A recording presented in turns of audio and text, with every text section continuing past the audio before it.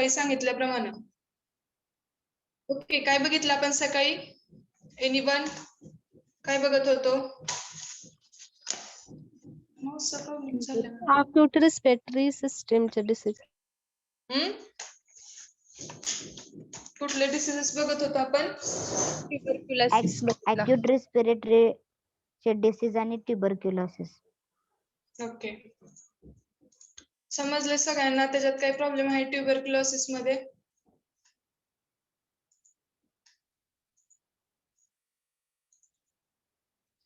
समजले का ट्युबरक्युलोसिस वगैरे?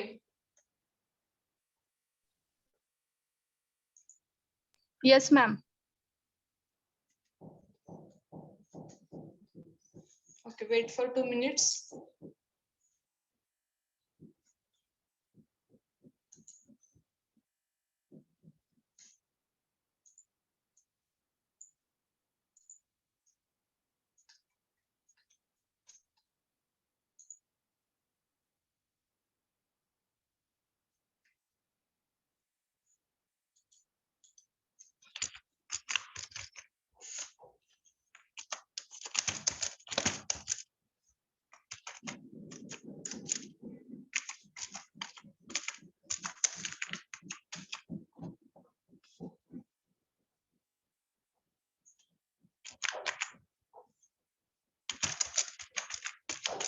कोणाला काही प्रॉब्लेम असेल तरी सांगू शकता.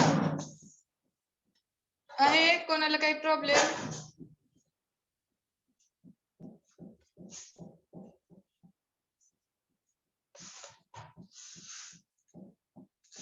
यस.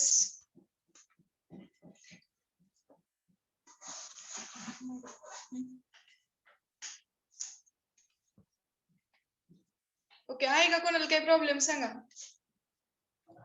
समजलं सगळं ट्युबरक्युलोसिस काय असतो? कशामुळे होतो tuberculosis? Yes, anyone? Am I audible? Am I audible? हा, कशामुळे होतो? कोणतं सांगा चला. ट्युबरक्युलोसिस व्हायरसमुळे ट्युबरक्युलोसिस होतो. हा, इन्फेक्टेड पर्सनच्या कॉन्टॅक्ट मध्ये आल्यावर. whose mic is open, please mute yourself.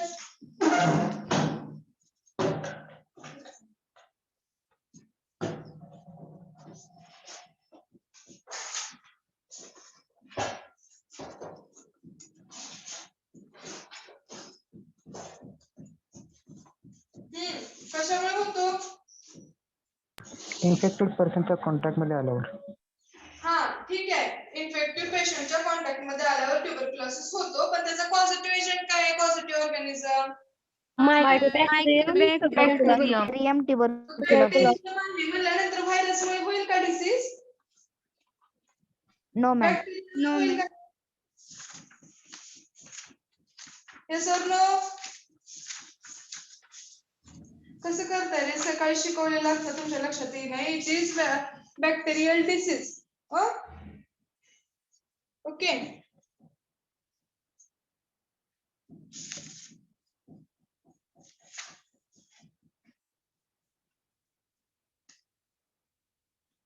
Weight for 2 minutes. We will start. Read करत आहे असतील तुमच्याकडे शॉर्ट नोट्स तर. ओके, ट्युबरक्युलोसिस हा खूप मोस्ट इम्पॉर्टंट डिसीज आहे बघा. ओके, याच्यावर 100% क्वेश्चन्स तुम्हाला असतोच. त्याच्यामुळे हा व्यवस्थित स्टडी करायचा आहे. लक्षात आलं सगळ्यांना?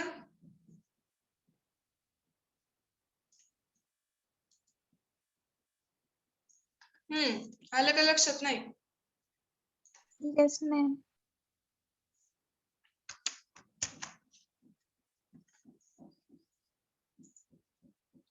ओके, तर नेक्स्ट पार्ट आहे बघा, आपण बघणार आहोत तो आजचा. काय आहे? इंटेस्टायनल डिसीजेस. इंटेस्टायनल मीन्स काय? जे काही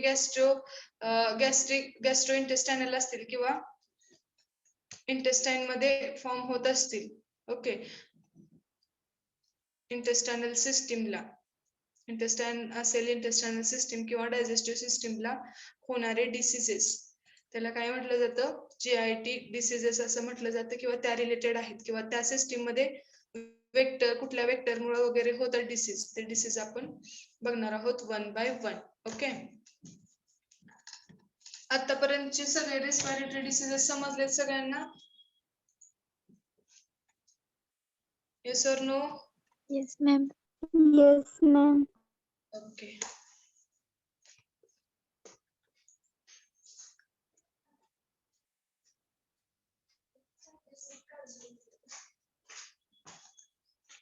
शेअर करते.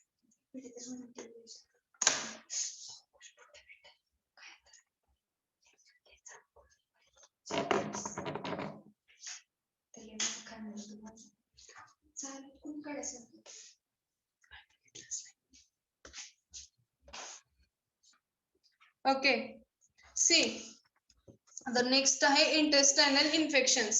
What are intestinal infections? म्हणजे intestine मध्ये होणारे इन्फेक्शन किंवा जे की GIT रिलेटेड आहेत, तिथं होणारे इन्फेक्शन, पोटाच्या संबंधित म्हणजे त्या ठिकाणी होणारे इन्फेक्शन्स आहेत. कशामुळे? व्हायरल असतील और सम बॅक्टेरियल असतील, तर ते बघणार आहोत आपण काय आहे. ओके, सी फर्स्ट डिसीज आहे पोलिओमायलेटिस और पोलिओ. पोलिओमायलेटिस किंवा पोलिओ असं म्हटलं जातं त्याला. माहितीये पोलिओ? दो गुण जिंदगी के, माहितीये का नाही?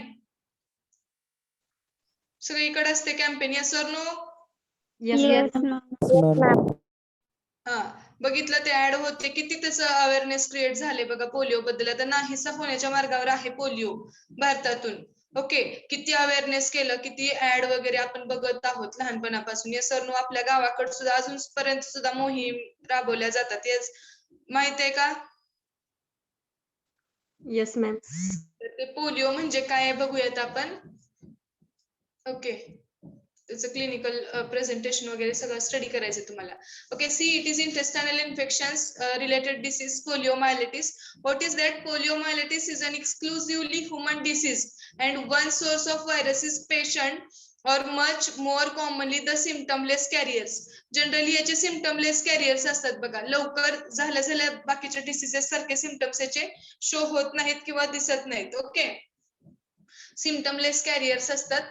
And patient shed the virus in for varying periods, about 50% of 3 weeks and small proportion of 34 months. तर व्हॅरिएशन पिरियड किंवा इन्फेक्शन पिरियड कसं 34 मंथ पर्यंत ते सिम्पटमलेस राहतं. म्हणजे दिसून 34 मंथ म्हणजे किती पिरियड झाला बघा, 2 वर्षापेक्षा जास्त काळ सुद्धा झाला तोपर्यंत सिम्पटमलेस राहतं, ओळखूनच येत नाही डिसीज झालाय का नाही. Okay, no permanent carrier occur, आणि परमनंट कॅरियर सुद्धा नसतो याच्यामध्ये.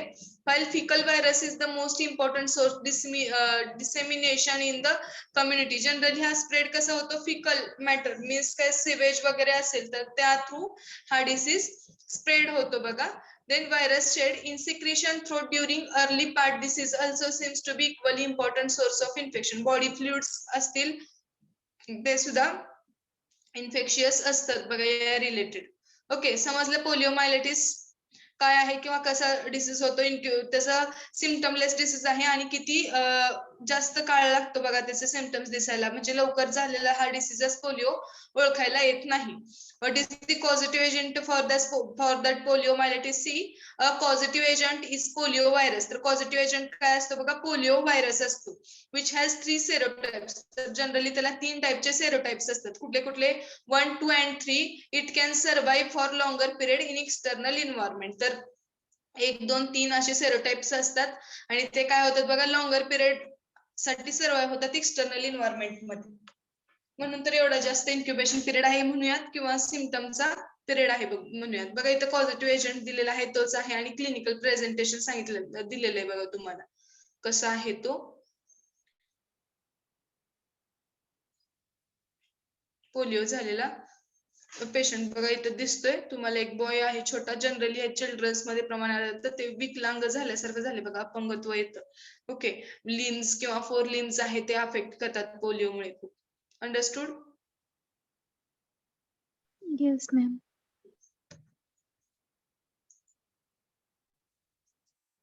Okay, next, an acute illness of childhood is characterized by, wait,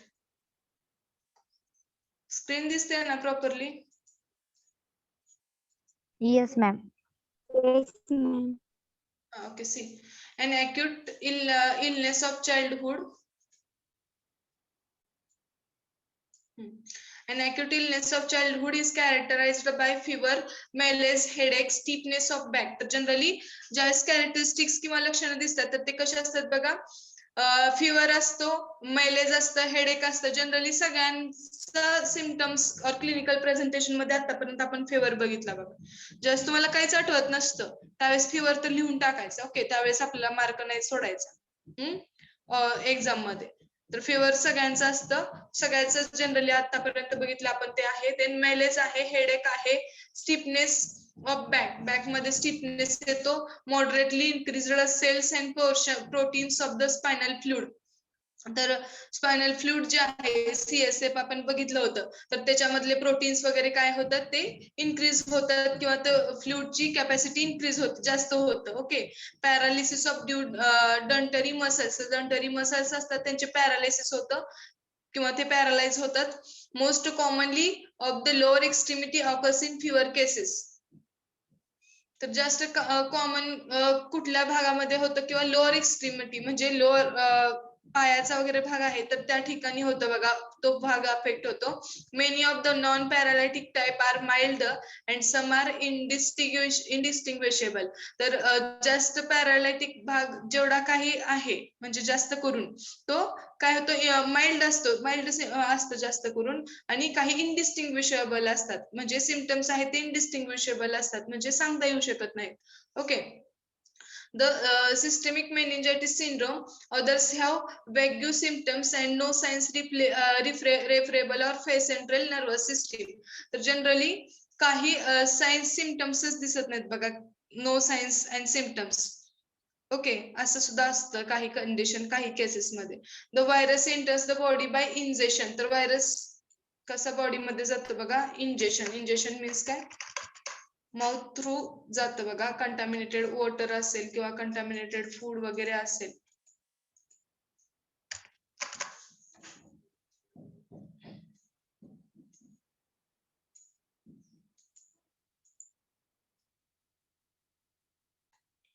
त्याच्यामुळे काय होतं, इंजेक्शन केलं असेल तर काय होतं बघा, इन्फेक्शन कॉज होतं. Inhalation of droplets. तर अजून इनहेलेशन ऑफ ड्रॉपलेटच्या inhalation through also be a mode of entry contacts of patients in early stage of disease. The virus multiplies in lymphatic elementary canal. तर lymphatic elementary canal असते, त्या lymphatic elementary canal मध्ये multiplication करतो तो virus from the tonsils to the Peyer's patches and enters the regional. Tonsils मध्ये थ्रोटच्या इथं बघा, आणि नंतर ते Peyer's patches and enters the regional. Peyer's patches असतील किंवा रिजनल जे काही पार्ट आहे तर त्या ठिकाणी एंटर करतो. After multiplication in this sites the virus enters the blood stream.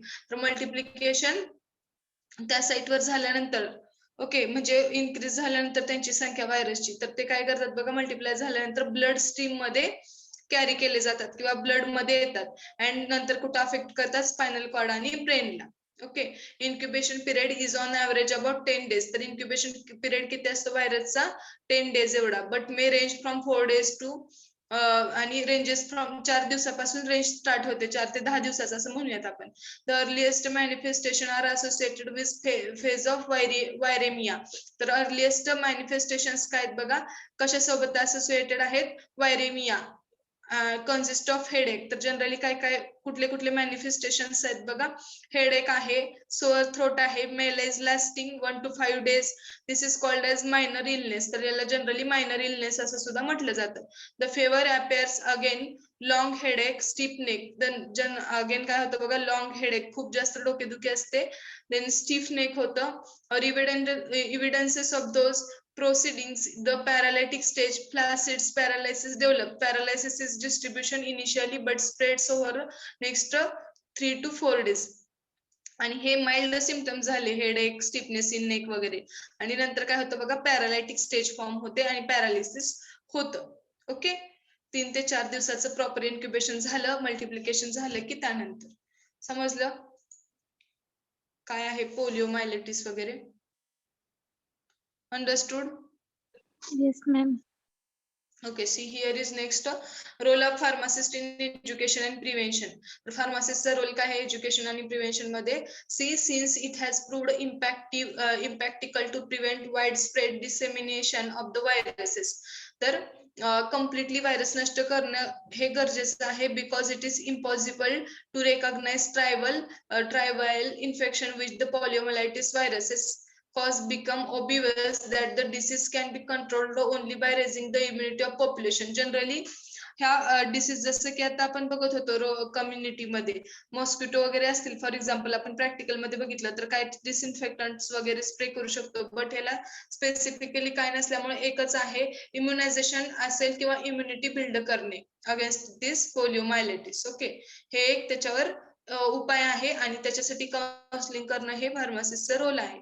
Active immunization against poliovirus infection can be produced by one of the following type of vaccine. तर ऍक्टिव्ह इम्युनायझेशन जे आहे ते against कशाच्या against polio virus इन्फेक्शनच्या हे produce केलं पाहिजे by the one of following type of vaccine. तर कुठल्या वॅक्सिन यूज केल्या जातात बघा या against poliomyelitis? First is inactivated Salk polio vaccine. First आहे इनॅक्टिव्हेटेड सॅल्क पोलिओ वॅक्सिन, त्यालाच IPV असं म्हटलं जातं. और सेकंड आहे oral Sabin polio vaccine. Oral और सेबिन पोलिओ वॅक्सिन म्हणजे एक तर इंजेक्ट करून दिले जाते बघा IPV आणि दुसरा आहे oral Sabin polio vaccine. Okay, हे दोन टाइपचे वॅक्सिन्स आहेत. The inactivated polio virus vaccine can be used simultaneously. तर हे जे इनॅक्टिव्हेटेड पोलिओ व्हायरस वॅक्सिन आहे हे सायमल्टेनियसली यूज केली जाते बघा along with triple against diphtheria. तर ते साल्क किंवा IPV वॅक्सिन आहे तर ती 3 डिसीजेस साठी सुद्धा दुसऱ्या यूज केली जाते बघा डिप्थेरिया पर्टुसिस आणि टिटॅनस DPT. ओके, या डिसीजेस वर सुद्धा ते चालते. और it may be combined with DPT किंवा जी की IPV वॅक्सिन आहे DPT वॅक्सिनच्या कॉम्बिनेशन मध्ये दिली जाते ऍज अ क्वाड्रपल वॅक्सिन. त्याला क्वाड्रपल वॅक्सिन असं म्हटलं जातं. ओके, 4 डिसीजेस आहेत ना म्हणून क्वाड्रपल वॅक्सिन. ओके, डिप्थेरिया आहे, पर्टुसिस आहे, tetanus and after that polio. Okay, the inactivated vaccine is administered per पॅरेंट्रली. इनॅक्टिव्हेटेड vaccine जी आहे फर्स्ट टाइपची ती पॅरेंट्रली म्हणजे इंजेक्ट करून ऍडमिनिस्टर केले जाते. Live attenuated polio vaccine is obtained by attenuation of viral strain. तर लाईव्ह अटेन्युएटेड पोलिओ वॅक्सिन जी आहे ती कशी ऑब्टेन केली जाते बघा by attenuation of viral strain.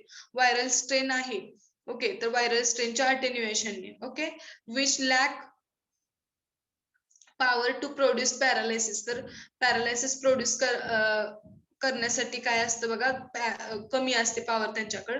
Even when injected directly into the brain और spinal cord monkeys live vaccines has one great advantage or killed vaccines. Live vaccines can be orally, it is easy to administer. तर generally मंकीवर वगैरे हे try केलं आहे आणि live vaccine हे orally ऍडमिनिस्टर करायचे आहे त्यामुळे त्याचे जास्त कॉम्प्लिकेशन्स नाहीत आणि ते इझी आहे ऍडमिनिस्टर करायला असं सांगितलेलं आहे बघा. Larger number of persons can be immunized by feeding the vaccine in very short period of time. तर खूप सारे लोक काय झाले बघा वॅक्सिनेटेड झाले किंवा इम्युनाइज्ड झाले for feeding the vaccine for very short time. In addition, this vaccine is much more economical use than the inactivated vaccine. तर addition मध्ये बघा ही वॅक्सिन जी आहे ती much more economical use आहे त्याचा. Okay, it much simpler to prepare and the virus thus 6 approximately 1 as 10,000 part of the virus. तर हे प्रिपेअर करायला सोपं आहे. किती कॉम्बिनेशन आहे त्याचं बघा 1 as to 1000 part. Okay, of the virus content of single inoculation of inactivated vaccine. It induces both humoral and intestinal immunity. तर immunity प्रकार आपण फर्स्ट चॅप्टर मध्ये बघितले होते बघा. तर ह्युमरल आणि इंटेस्टायनल इम्युनिटी काय आहे हे माहिती आहे तुम्हाला. ओके, तर ती इम्युनिटी दोन्ही टाइपच्या इम्युनिटी काय करते बिल्डअप करते. It is relatively inexpensive. The relatively inexpensive असतात त्या महाग नसतात जास्त. This reason it is preferred for active immunization in India. तर याच्यासाठीच ते ऍक्टिव्ह इम्युनायझेशन साठी यूज केलं गेलं इंडियामध्ये. अंडरस्टूड? अंडरस्टूड और not? Yes, ma'am. Yes, ma'am. Okay. C. Then passive immunity can be conferred by injecting Y globulin. तर Y globulin ती inactivated वॅक्सिन होती, तर ते इंजेक्ट करून त्याच्यामध्ये कुठल्या अँटीबॉडीज आहेत बघा, Y globulin अँटीबॉडीज इंजेक्ट करून ऍक्वायर्ड केली जाते. आणि active campaign for complete eradication of polio has been achieved in the year 2011. तर ऍक्टिव्ह कॅम्पेन कशासाठी? For complete eradication of polio. Polio जो आहे तो कम्प्लीट समूळ नष्ट करण्यासाठी किंवा समूळ ते घालवण्यासाठी इराडिकेशन प्रोग्राम घेण्यात आला बघा 2011 मध्ये.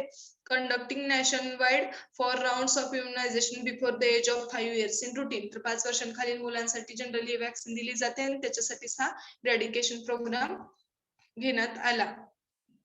अंडरस्टूड? Understood or not? लक्षात आलं का नाही? Yes, ma'am. ओके. तर नेक्स्ट डिसीज आहे बघा आपला. लक्षात आलं? कोणाला प्रॉब्लेम आहे? बी फास्ट सांगा. समजलं सगळ्यांना काय आहे? पोलिओमायलाइटिस मध्ये कोणाला काही प्रॉब्लेम आहे का? No, ma'am. No ma'am. See. Next disease आहे व्हायरल हिपॅटिटिस. काय आहे बघा? व्हायरल हिपॅटिटिस. व्हायरल हिपॅटिटिस आपण बघितलंय प्रॅक्टिकल मध्ये. ओके, त्यामुळे तुम्हाला आता सगळं माहिती आहे हिपॅटिटिस बद्दल. बघितलंय का नाही हिपॅटिटिस आपण प्रॅक्टिकल मध्ये?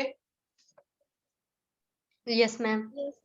मी ग्रुपवर 2 व्हिडिओ शेअर केले होते. बघितले सगळ्यांनी? डेंग्यू आणि कशाबद्दल होते? हिपॅटिटिस वर होते का?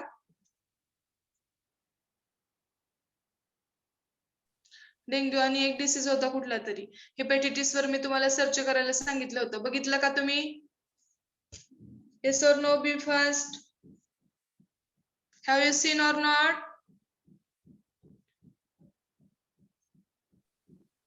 Yes or no? नसेल बघितलं तर ते कलेक्ट करा बघा. मी प्रॅक्टिकल मध्ये विचारणार आहे तुम्हाला नेक्स्ट प्रॅक्टिकलला, त्यावेळेस तुम्हाला यायला पाहिजे.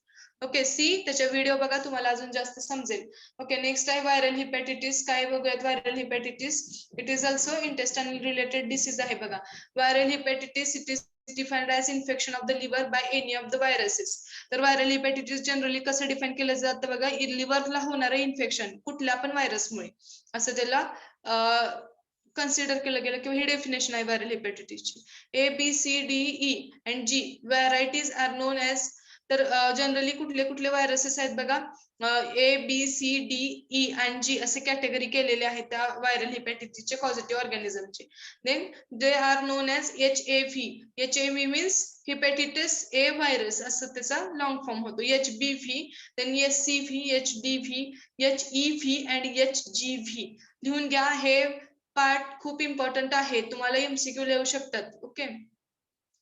Then respectively only 2 varieties HAV and HBV are discussed here.